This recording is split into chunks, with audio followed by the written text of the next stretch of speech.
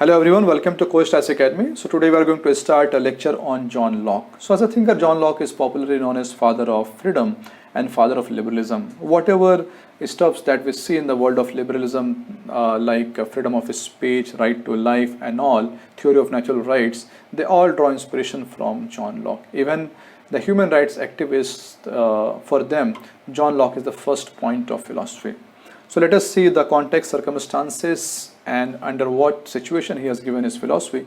So John Locke basically belongs to a period which is very peaceful, and there was a peaceful transformation of power from one to another. And since he belonged to a time which was very peaceful, as a thinker, as a political philosopher, John Locke is not so much concerned about security threat which Thomas Hobbes is concerned of.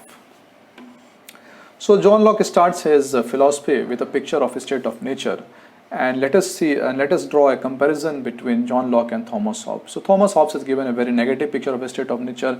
According to Hobbes, in a state of nature, the life of a man is short, brutish, poor, and man is not enjoying art, literature, science, and technology.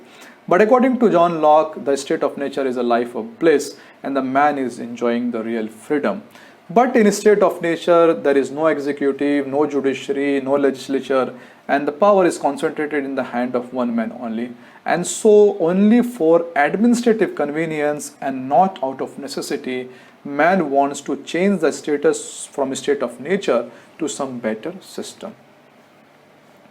So now man enters into social contract. So again we see a very important word, that is social contract. The meaning of social contract is that the system which is coming after social contract is not falling from the sky, but it's the people who have decided to make that new system.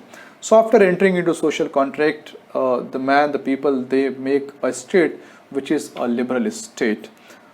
That liberal state has promised to the people that it would provide all the required liberties and rights to the people, and the three primary fundamental rights in the nature of a state of Locke are right to liberty, right to property, and right to life. So these are the three fundamental rights which a man has preserved in the Lockean state.